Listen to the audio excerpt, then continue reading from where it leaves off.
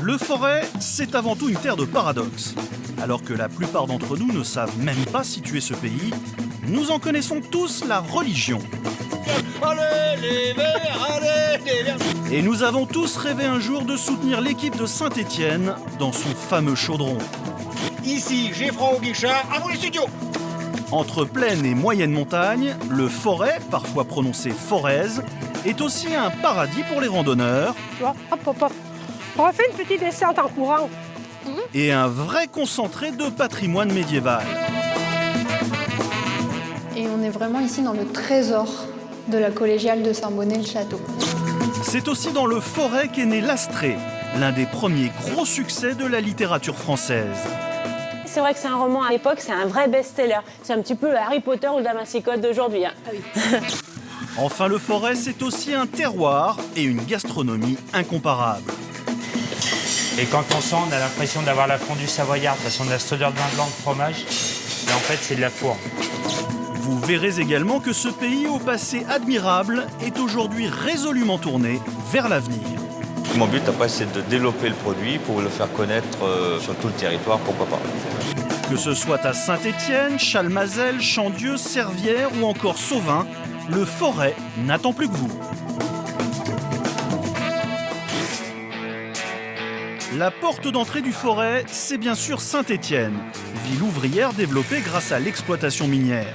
C'est donc ici que débute notre voyage en compagnie de Jean-Luc, un cuistot-comédien spécialiste du patois local, tellement fier de son pays qu'il pense que le monde se divise en deux, les Forésiens et les autres. On va à un endroit, je ne vais pas vous dire où parce que c'est pas la peine, il suffit que je vous montre ça, vous allez comprendre où on va. Pour y rencontrer quelqu'un de fabuleux, mais on ne va pas en dire plus, vous allez le découvrir dans quelques instants. Pas besoin d'aimer le foot pour savoir que cette écharpe verte, c'est un peu la médaille de baptême de tout Stéphanois qui se respecte. Pour Jean-Luc, depuis les exploits des mythiques Verts, 10 fois champion de France, le non moins mythique chaudron de Geoffroy Guichard est devenu une étape incontournable.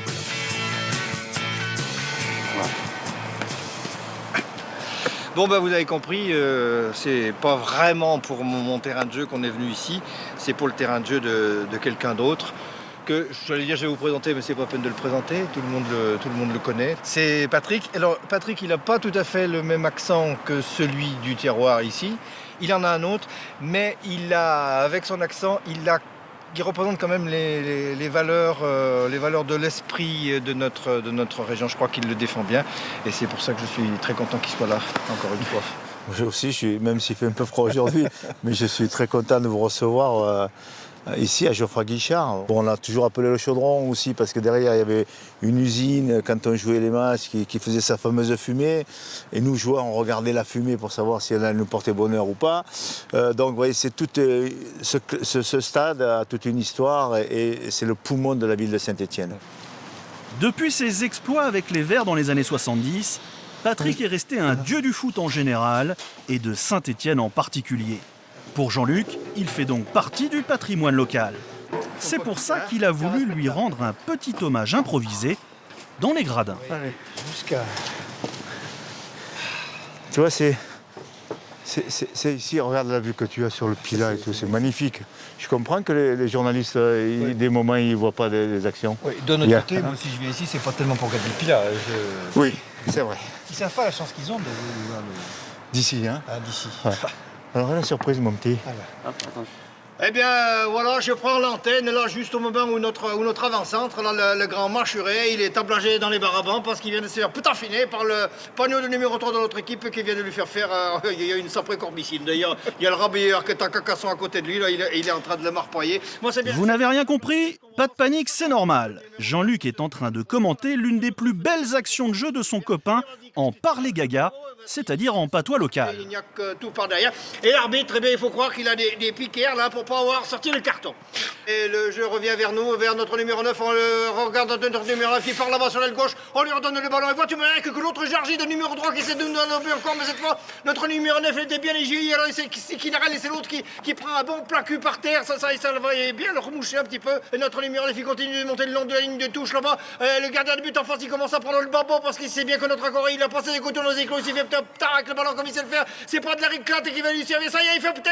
Le ballon, il part tout par Traviole et il repique juste au dernier moment pour aller dans le coffre de notre tante Minette. Il peut juste laisser voler dans la bouche. Ça y est, le but y est. Un but comme on aimerait en reluquer des pleins paillants. Ça y est, d'ailleurs, on est complètement souriant à cause des bambins et des chansons des supporters qui hurlent. Allez, les Verts, allez, les Verts.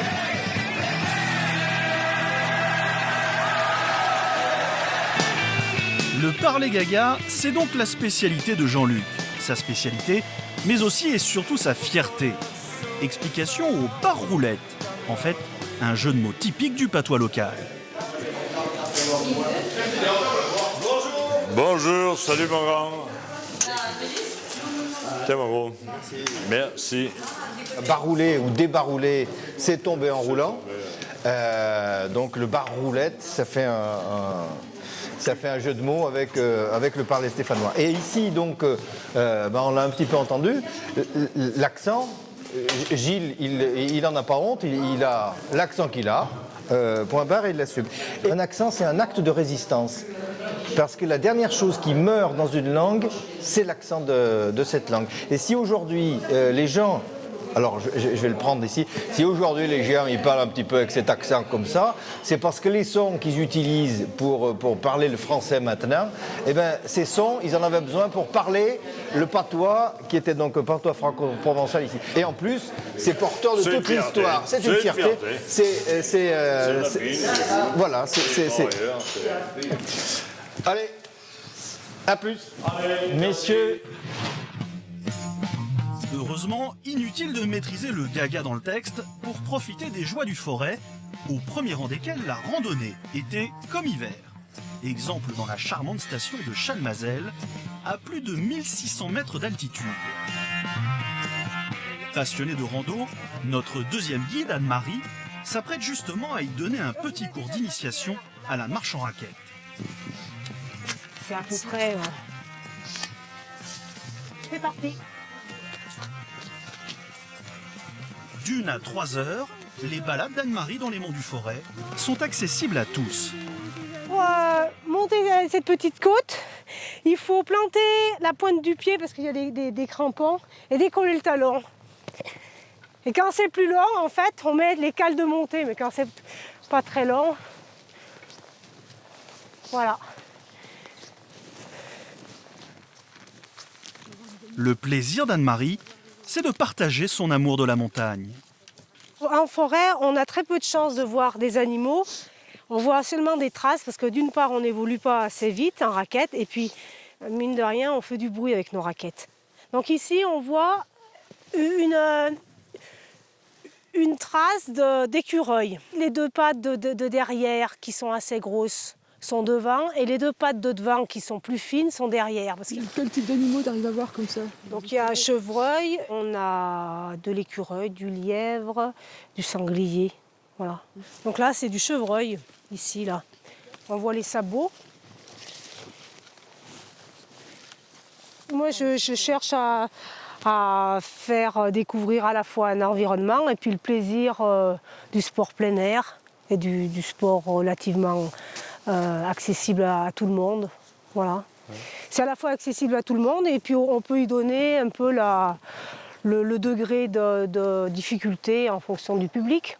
Il y en a qui aiment courir, donc voilà. Et des fois j'ai des pompiers qui sont venus, on a couru parce qu'ils voulaient se faire mal. Les enfants, ils aiment plutôt jouer, sauter quand il y a beaucoup de neige accumulée, voilà. En fait, il faut s'appuyer avec le talon à l'arrière, tu vois, pour que l'arrière tienne, tu vois. Hop, hop, hop. On refait une petite descente en courant. Autre avantage des monts du Forêt, les sentiers sont suffisamment bien balisés pour se promener en toute sécurité. Maintenant qu'elles sont initiées à la marche en raquette, ces deux jeunes femmes sont donc fin prêtes pour revenir se balader en famille ou avec des amis. Voilà, donc si vous souhaitez randonner en raquette en autonomie, il y a 3 circuits qui sont proposés sur la station de Chalmazel. Le circuit renard, chevreuil et écureuil, en fonction de la difficulté. Okay. D'accord. Voilà.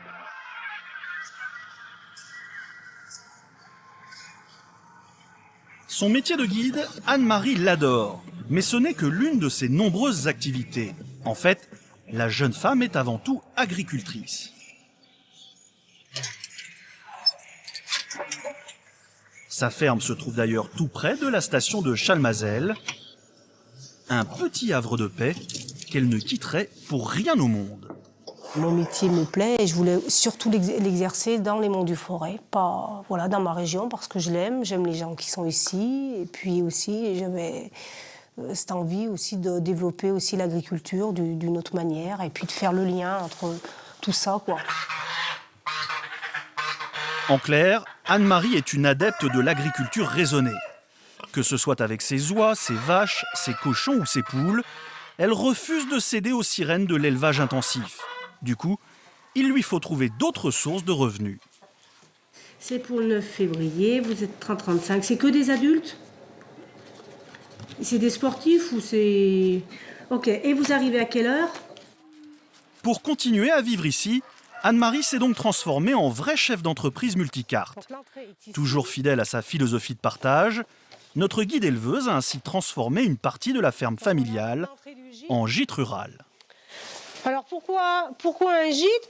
C'est un peu pour utiliser ce bâtiment qui était notre ancienne habitation. Et puis c'est aussi pour faire la rencontre, toujours dans la même démarche, avoir de l'échange avec des gens qui ne sont pas forcément agriculteurs, qui ne sont pas forcément de la campagne, qui n'ont pas forcément nos mêmes idées. Il faut créer de l'échange. Cet échange, c'est aussi grâce aux produits du terroir qu'il s'opère. Lorsqu'elle part en randonnée ou qu'elle reçoit des groupes dans son gîte, Anne-Marie est fière de leur faire goûter les 1000 petites douceurs qui se cachent derrière ce décor de montagne et de plaine encore très sauvage. C'est pour ça qu'elle a voulu nous faire découvrir la ferme de sa copine Stéphanie, un peu plus bas dans la vallée. Voilà, donc Stéphanie habite ici, au Gour. Salut. Bonjour Stéphanie. Ça va? Ça va, ouais. Ouais.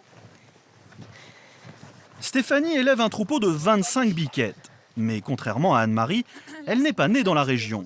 Et ça, c'est évidemment un choix de vie qui touche beaucoup notre guide. Et en fait, tu ne m'as jamais expliqué pourquoi tu t'étais installée à Sauvin. Ouais, je suis tombée amoureuse du coin en fait. Parce que je viens des Monts du Lyonnais juste avant. Et puis là-bas, c'est pas du tout, voilà, il n'y a pas ce côté un peu sauvage, un peu. Voilà, il y a une densité de population qui est différente. Donc moi, ça me plaît, là, l'idée d'être un peu seule. Il y a les plateaux aussi qui créent ça, cette idée de grandeur. Et puis ouais, les gens sont vraiment sympas. Moi, je vous adore tous, là, les gens du coin. Et c'est un vrai bonheur. Ouais. Non, je ne repartirai pas. Autrement dit, Stéphanie est la preuve vivante que les traditions rurales du Forêt ne sont pas condamnées à disparaître. Et c'est aussi pour ça, bien sûr, que notre guide militante voulait nous la faire rencontrer.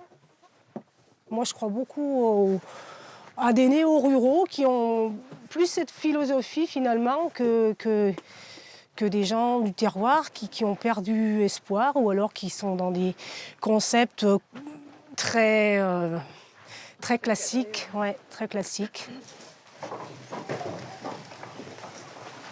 Avec ses 25 biquettes élevées dans le strict respect des règles bio, Stéphanie produit plusieurs variétés de fromage de chèvre qu'elle vend sur les marchés ou dans des associations qui regroupent des producteurs locaux.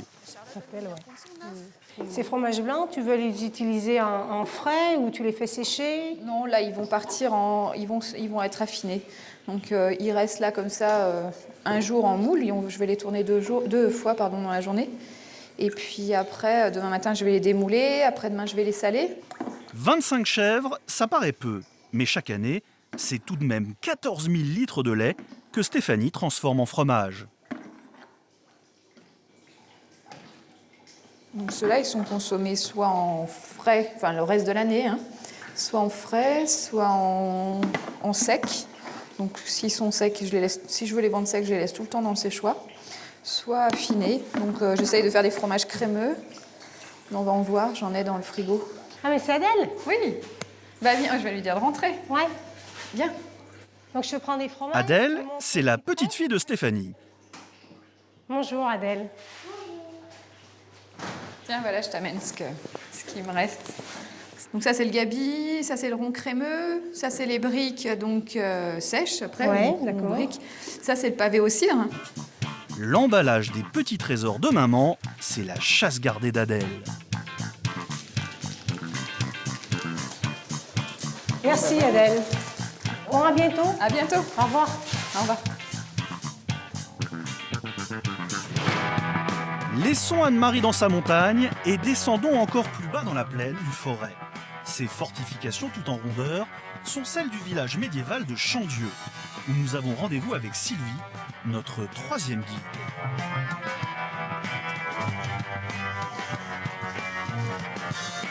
Ingénieure de formation et prof dans un lycée agricole, Sylvie est surtout une inconditionnelle du Forêt et de son patrimoine architectural. Voilà, on est à Chandieu. J'avais envie de vous emmener voir ce village de caractère parce qu'il est vraiment particulier. Il a une construction en rond et ça mérite le détour. Il est classé et on va voir Marie Rondel qui va nous expliquer un petit peu plus précisément ce qu'on peut y trouver comme patrimoine. Puis il y a un prieuré avec une crypte qui recèle plein de mystères. Mais bon, je vais laisser Marie présenter.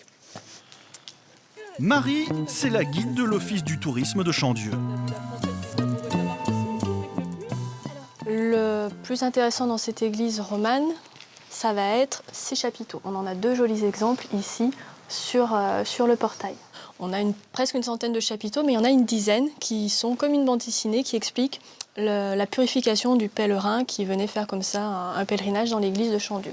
Et donc cette petite sirène-là, elle est très, très jolie, mais elle signifiait surtout au niveau de la symbolique le danger de la tentation. Donc elle disait « Ouh, le pèlerin, il a fait des bêtises, il faut qu'il se purifie ». Donc il faut vite qu'on rentre. Voilà, voir la suite de l'histoire. Située sur la route de Cluny, Chandieu fut une étape incontournable du pèlerinage de Saint-Jacques-de-Compostelle, ce qui contribua largement à sa prospérité. Cette richesse suscita bien sûr des convoitises. C'est pourquoi sa splendide église romane et son prieuré furent ceinturés d'une épaisse fortification dès le XIVe siècle. Mais si l'édifice vaut particulièrement le détour aujourd'hui, c'est surtout pour sa crypte et ses légendes. Ah oui.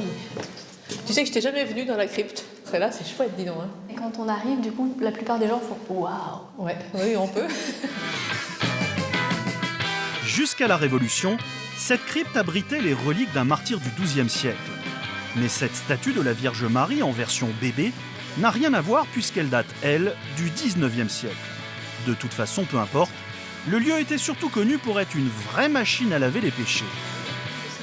Donc le pèlerin descendant par le côté nord, le côté du mal, remontait ensuite par un deuxième escalier, côté sud, le côté du bien, puisqu'il s'était purifié face aux reliques. D'accord. Bon, et nous on est purifiés, ça y est? On va dire que oui, même si on n'a plus les reliques. Alors c'est bon, on peut continuer du bon côté alors. Et là, donc c'est le côté sud. Le côté du bien. D'accord, le côté du bien. L'honneur. Oh là là, c'est magnifique. C'est le bruit des péchés fermés dans l'église. Ah, on a fermé les péchés dans l'église? Voilà. Ouh. On est tranquille, on est purifié. Bon. Une fois purifiée, Sylvie reprend aussitôt le volant pour nous conduire jusqu'à une autre petite perle architecturale du Forêt. Alors là, on est parti pour l'abbatier d'Urfé. Moi, j'y suis attachée à l'abbatier parce que il est au cœur un petit peu d'un roman. C'est un roman pastoral qui a été écrit en 1607 par Honoré d'Urfé, qui s'appelle L'Astrée. Et ici, on est dans le pays d'Astrée, d'ailleurs. C'est un roman qui décrit le Forêt un peu comme un pays utopique. Voilà, et quelque part, on a envie d'y croire, encore aujourd'hui. Bon, mais n'allons pas trop vite quand même, car ce n'est pas à l'écrivain Honoré d'Urfé que l'on doit ce superbe domaine de la Renaissance, mais à son grand-père, Claude. Explication avec Sandrine, la médiatrice du lieu. Bonjour. Ça va? Ça va. Conseiller de François Ier, Claude d'Urfé eut la chance de beaucoup voyager et s'inspira de ce qu'il avait vu de par le monde pour décorer sa demeure.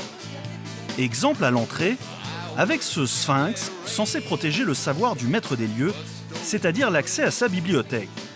L'ensemble est un rien pompeux, mais c'est l'époque qui voulait ça. C'est pour la même raison que, bizarrement, l'accès ne fut pas conçu pour les piétons. Même si à l'époque, cela devait être quand même très compliqué, parce qu'en réalité, la rampe, tu vois, elle est bien pentue quand même. Oui, purée. Bien assez pentue. Il fallait s'agripper. Il fallait s'agripper. Donc on parle d'une rampe cavalière, mais est-ce qu'elle a vraiment servi? C'est plus difficile à dire. Mais l'idée, c'est qu'on arrivait directement à cheval sur la galerie pour épater la galerie. Parce que c'est tout de même plus prestigieux et moins fatigant d'arriver directement à cheval plutôt qu'à pied. On va rentrer Ce goût pour la pompe se retrouve évidemment à l'intérieur du château, notamment dans la chambre à coucher du maître. Une pièce maîtresse, sans mauvais jeu de mots. Dans le château de Plaisance. Oui, ça gagne.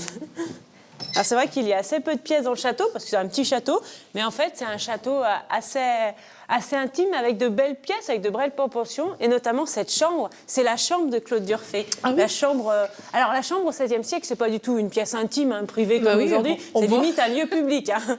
On fait tout dans cette chambre, ce qui explique quand même la dimension très importante de la pièce. La cheminée. Oui, et quelques éléments intéressants d'origine, le lit de Claude Durfé qu'on a conservé du XVIe siècle. L'idée c'est que la nuit on ferme les rideaux pour isoler du froid.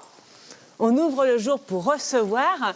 La chambre, c'est la chambre d'apparat. Et Claude reçoit couché sur son lit avec le coude posé, comme à la mode des Romains. Parce que nous sommes à la Renaissance, cette redécouverte de l'Antiquité qui apparaissait comme une époque assez extraordinaire et qu'à la Renaissance, on a voulu pas copier, mais redécouvrir parce que c'était la période un petit peu idéale. Malheureusement, comme dans tous les châteaux de cette époque, toutes les pièces ne sont pas aussi bien conservées, notamment la fameuse bibliothèque que le Sphinx était pourtant censé protéger. Alors, on ne dirait pas comme ça, mais nous sommes dans la bibliothèque de Claude Durfé. D'accord. C'est vrai que normalement dans la bibliothèque, il y a des livres. Malheureusement, la bibliothèque a été vendue, mais à l'époque, Claude Durfé possède 4600 ouvrages, ce qui était assez exceptionnel à l'époque. En fait, le seul livre qui se trouve aujourd'hui encore dans le château, c'est l'Astrée, le fameux roman écrit par Honoré, le petit-fils de Claude. L'un des premiers best-sellers de la littérature française et accessoirement un sacré pavé. C'est vrai que c'est un roman assez exceptionnel, aujourd'hui un peu oublié, pourtant à l'époque c'est un vrai best-seller. C'est un petit peu le Harry Potter ou le Da Vinci Code d'aujourd'hui. Hein. Ah oui.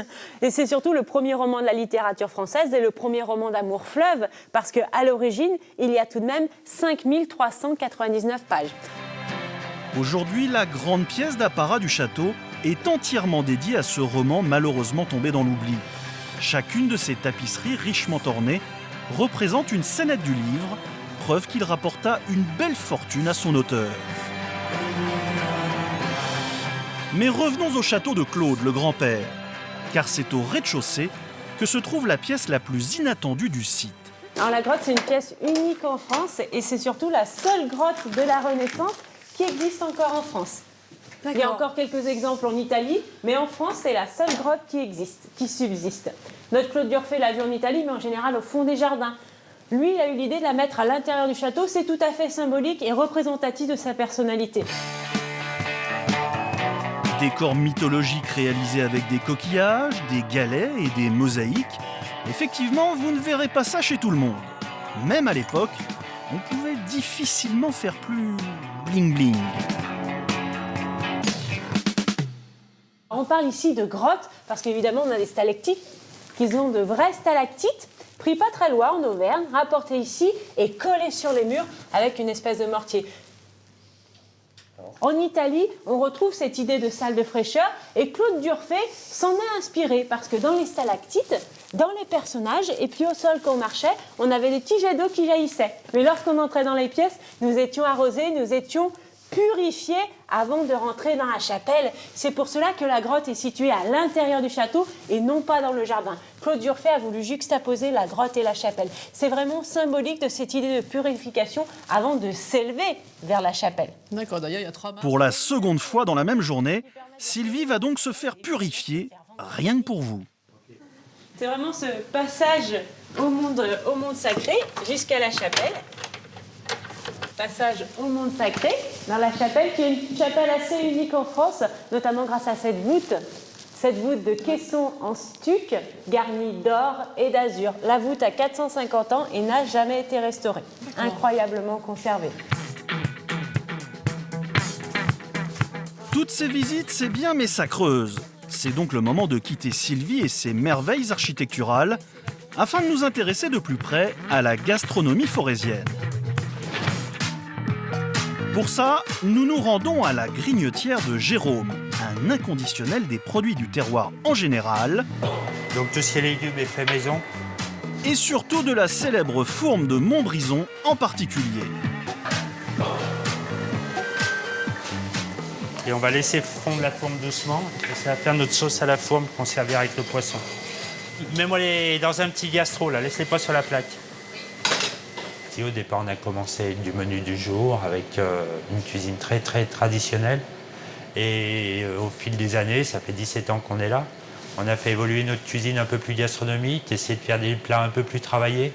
Et surtout, on a appris la région, on a appris à connaître leurs produits. Et on a essayé de mettre en avant les produits ligériens, les produits du forêt. Donc on coupe le filet de cendre juste en deux. Exemple avec sa recette de filet de cendre aux graines de sésame et de pavot, le tout assaisonné de fourme fondue bien sûr. Et quand on sent, on a l'impression d'avoir la fondue savoyarde, parce qu'on a cette odeur de vin blanc de fromage, et en fait c'est de la fourme.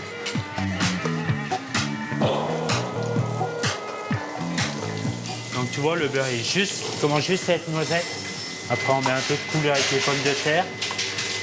On va mettre les 2 petites courges, mais on va les farcir à la ratatouille. Et voilà, il ne reste plus qu'à déposer les filets pochés dans le beurre et ce délicieux plat tout en couleur sera fin prêt pour être dégusté en salle.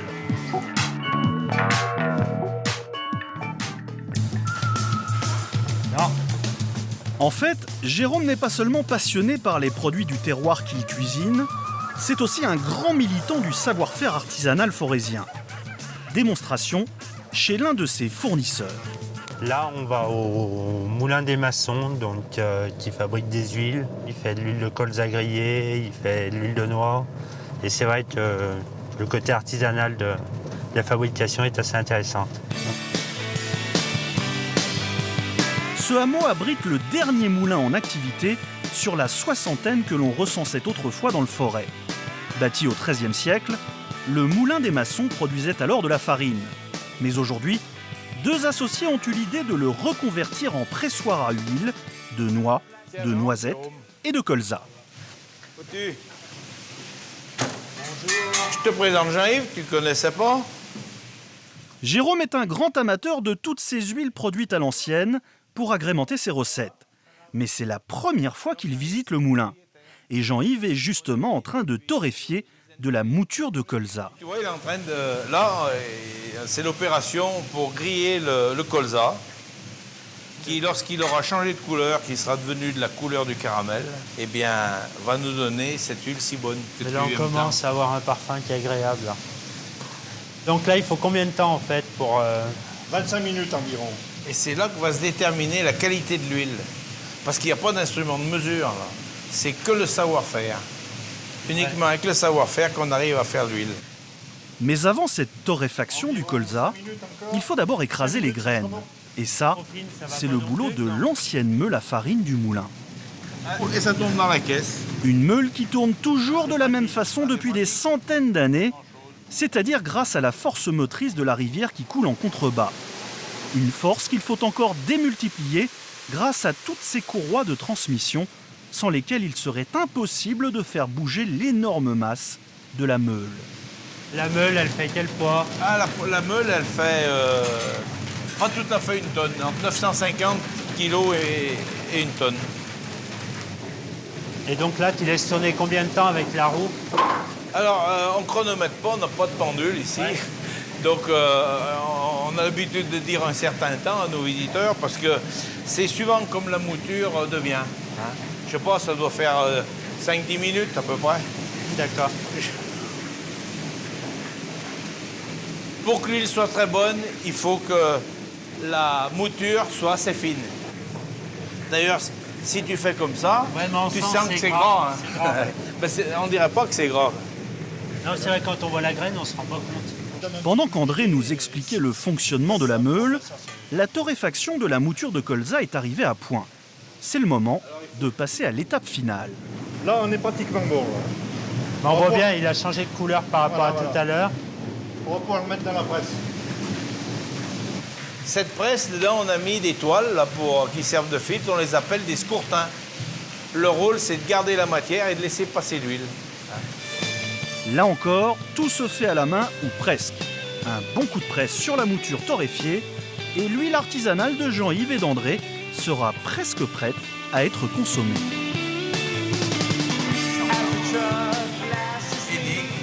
Ah ben la voilà l'huile. Voilà. Tu peux la goûter, hein. Ici on retrouve bien ce goût de grillé. Ça... Et après tu la filtres l'huile ou tu Ah la... non. Alors, on fabrique des huiles vierges. Ouais. L'huile vierge, on peut la filtrer.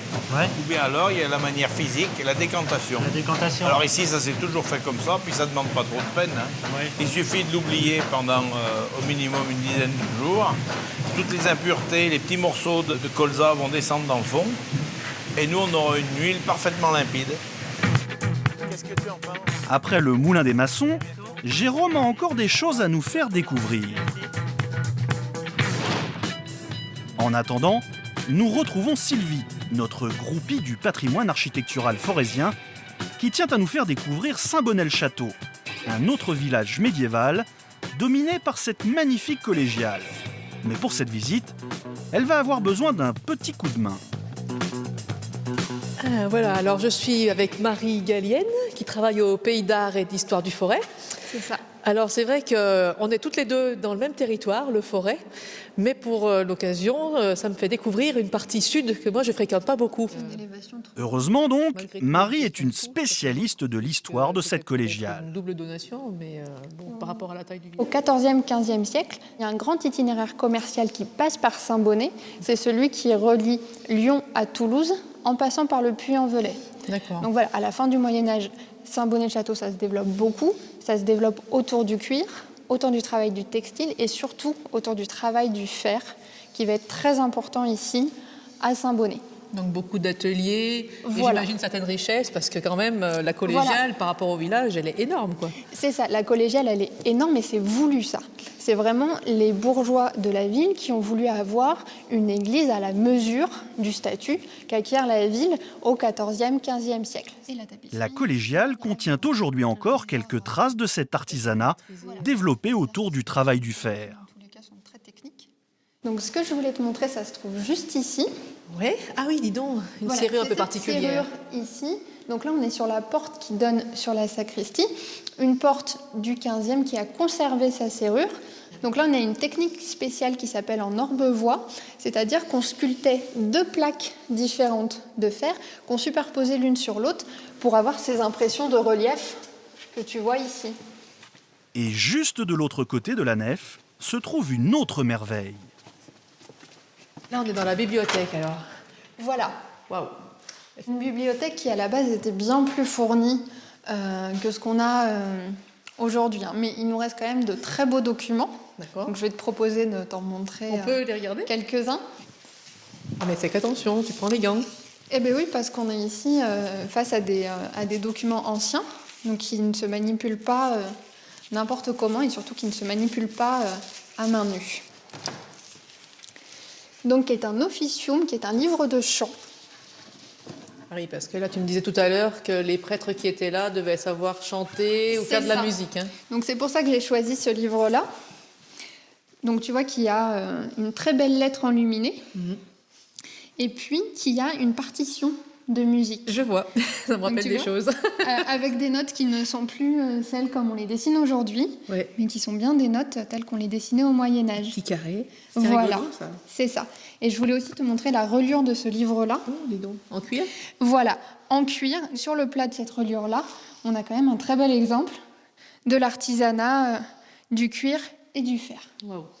Mais Sylvie n'a encore rien vu, car la bibliothèque possède également des manuscrits appelés incunables.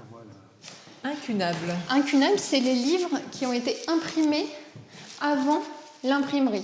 D'accord, ah oui. Voilà. Je vais surtout te montrer celui-là. Et alors, comment on faisait si on n'avait pas encore les imprimeries comme on avait ensuite?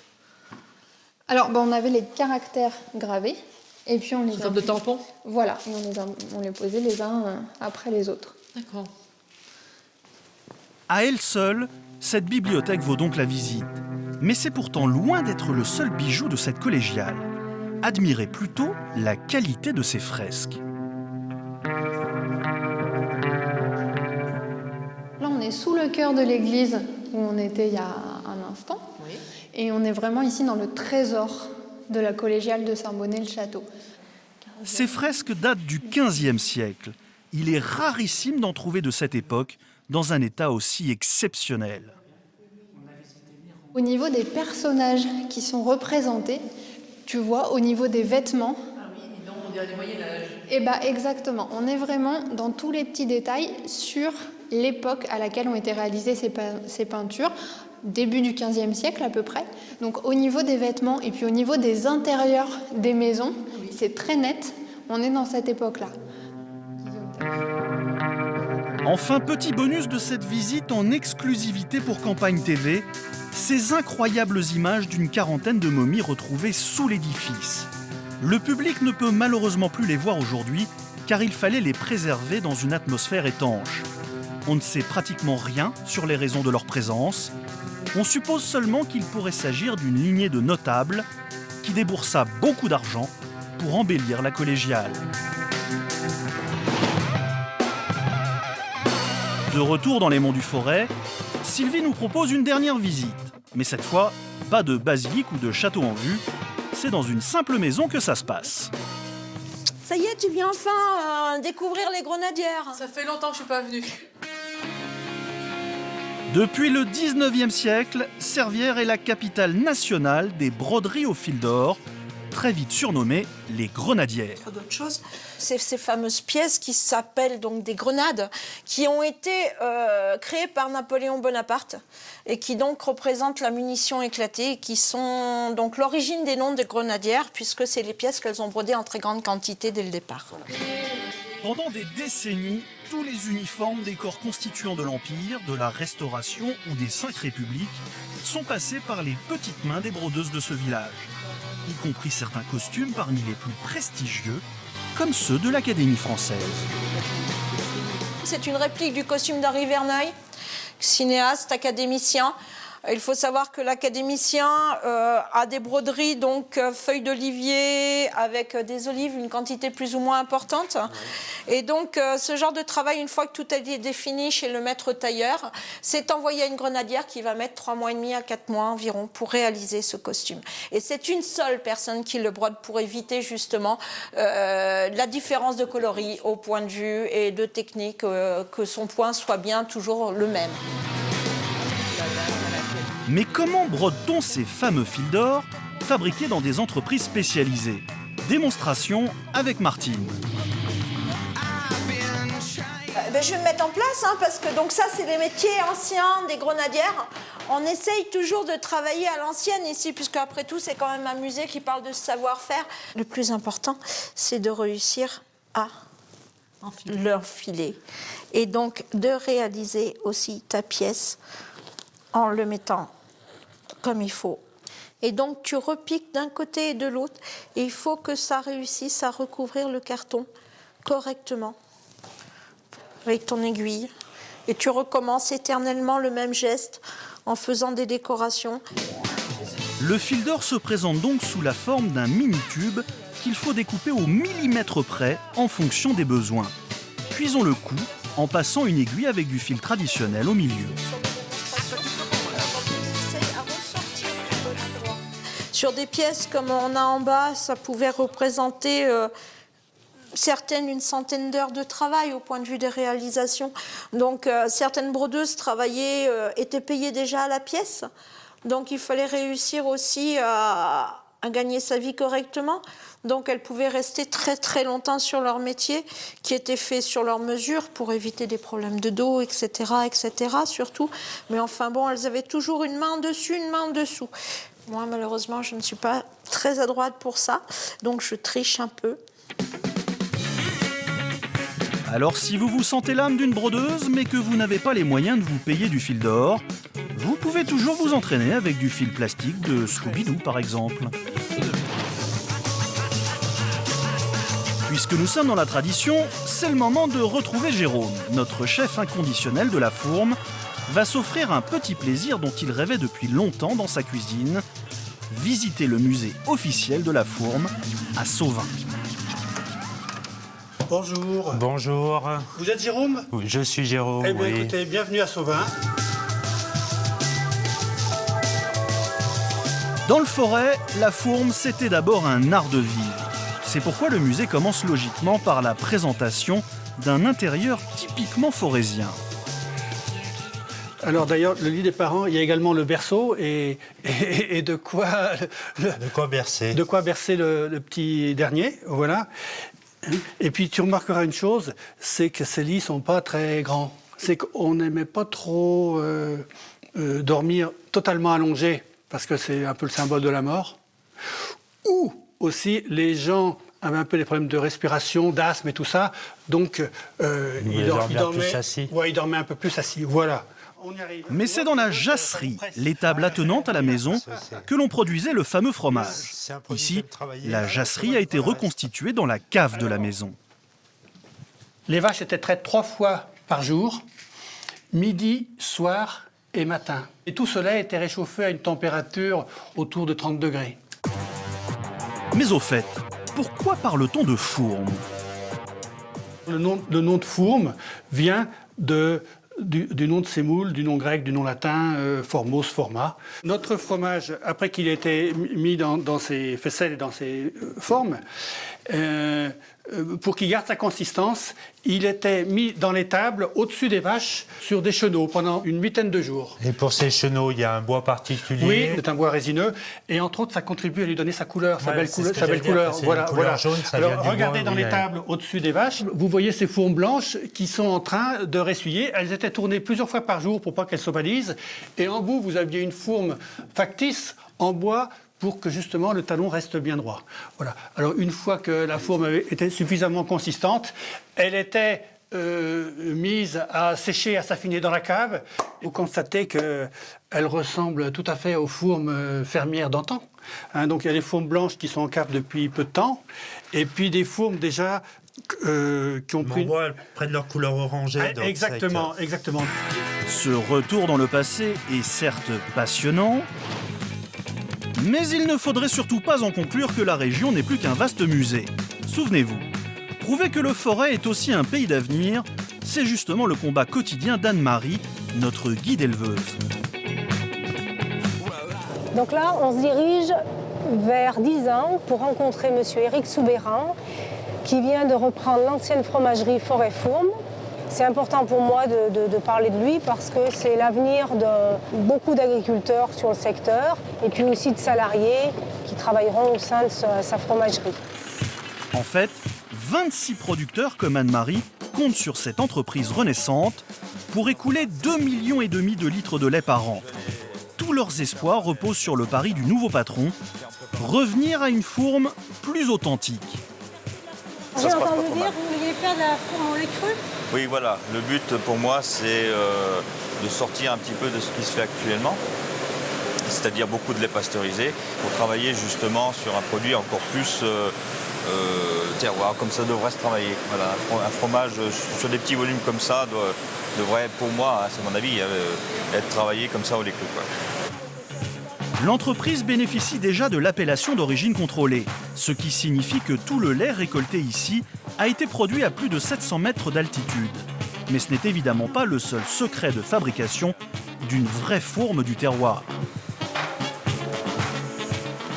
C'est ce qui est typique de la fourme de Montbrison, c'est que le salage de la fourme de Montbrison se fait dans la masse du fromage. Ce qui est très rare, il y a très peu de fromages qui font ça, il y a le Cantal, il y a le Salaire et la fourme de Montbrison. Donc on rebroie le gros gâteau de fromage qu'on a fait et on met du sel à l'intérieur et ensuite c'est moulé. L'entreprise produit ainsi quelques 120 000 fourmes par an, un chiffre qui paraît astronomique, et pourtant, modernité ou pas, les principes de base de la tradition d'antan sont toujours respectés. Après avoir été moulés, on les laisse toute une nuit dans des moules, on les démoule, on ressale un petit peu en surface les fromages et on les met dans ces chenaux qui sont en bois. Tous les jours, on les retourne d'un quart de tour et on y met un peu de sel. Quand on a fait un tour complet, on arrête de mettre du sel, mais on continue à les faire tourner d'un quart de tour. D'accord. Voilà. Il reste une semaine. 8 jours, voilà. 8 jours ici. Et après, on les met sur des planches, on les redresse, elles sont droites. Et là, ça part en cave. Et c'est beaucoup moins. Comme le prouve la reprise de cette fromagerie, le Forêt est donc aussi une terre d'ambition. Mon but après, c'est de développer le produit pour le faire connaître déjà dans la région Rhône-Alpes. Et ensuite, si on peut le faire connaître un peu plus loin sur tout le territoire, pourquoi pas.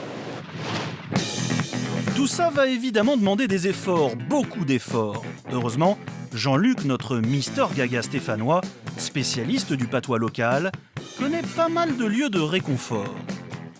Alors là maintenant, je vais vous emmener découvrir un sport typique de la région. Ça ne se pratique plus que dans la région ici. Allez, on va découvrir ça.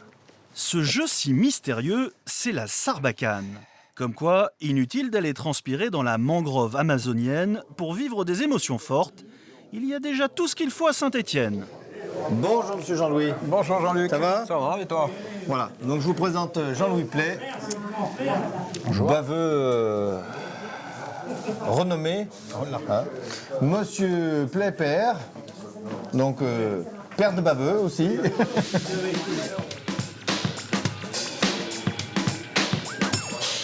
Un baveux, c'est un souffleur de sarbacane. Curieusement, personne ne sait d'où vient ce jeu d'adresse. Certains prétendent qu'il aurait été importé par de grands explorateurs. Mais ici, on pense plutôt que ce sont des armuriers locaux qui l'auraient inventé pour se distraire dans les manufactures.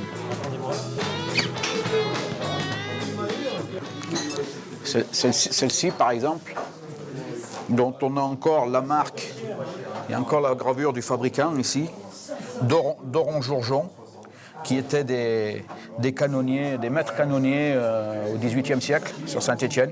Au XVIIe siècle, XVIIIe siècle, les canons de fusil, ils avaient à peu près cette longueur-là. Hein. Donc il y avait le matériel, il y avait le savoir-faire pour faire ce genre d'activité. Ça c'est donc les petits traits qui sont fabriqués très souvent par les tireurs eux-mêmes, par les chevaliers, parce que... La pointe est fabriquée par des tourneurs. Oui. C'est fait par des artisans, ça. Parce que la partie métallique, ici, est calibrée au diamètre du canon, au calibre du canon. Pour avoir une précision dans le coup de souffle, il faut quand même qu'on épouse le diamètre du canon, quoi. Le plus précisément possible pour que la dépression permette qu'il n'y ait pas de perte et que le trait, puisque ça s'appelle le trait, puisse partir le plus net possible et le plus droit. J'ai essayé, moi, ça fait 1 siècle et demi que je n'ai pas tiré, mais j'ai pas soufflé, pardon. L'air de rien, une sarbacane de cette taille pèse son poids et la cible positionnée à 8,15 m de distance est minuscule. Tout ça pour dire que c'est plutôt le genre de jeu qu'il vaut mieux pratiquer avant l'apéro. Ça ne demande pas beaucoup de souffle, ça demande une concentration, une précision, une régularité de souffle, parce que c'est la régularité du souffle qui permet de réguler la précision du tir. Si on souffle trop fort, eh ben on va aller plus haut, si on souffle moins fort, on va aller plus bas, donc il faut toujours avoir ça. Le surnom de baveux vient-il de la quantité de postillons que le joueur laisse à chaque fois dans sa sarbacane? Personne n'a voulu répondre à cette question pourtant essentielle. Alors si vous voulez vraiment avoir la réponse, à vous de jouer. À bientôt. Bonne journée. Eh ben, mais non, c'est normal. Hein? Que ça continue. Ça marche. À bientôt. À bientôt. Au revoir. Jean-Luc aurait volontiers continué à défier son pote Jean-Louis à la sarbacane, mais ce soir il a du pain sur la planche, car notre Mister Gaga n'est pas seulement un artiste du patois, c'est aussi un cuisinier accompli qui a créé sa propre salle de resto-spectacle. On est dans une région où la convivialité me semble plus qu'importante, me semble cruciale. Donc on essaye en général de soigner l'accueil. Donc on a un petit lieu qui est dévolu à ça. Ce soir, par exemple, il veut apprendre à cuisiner un plat local à son copain Patrick, l'ancienne gloire du foot stéphanois. Alors mon petit, je vais te faire voir comment j'ai commencé un peu, mais tu vas m'aider. Ça nous prendra du temps. Oui. Je vais t'apprendre comment on fait le patia. Oui. Alors le patia...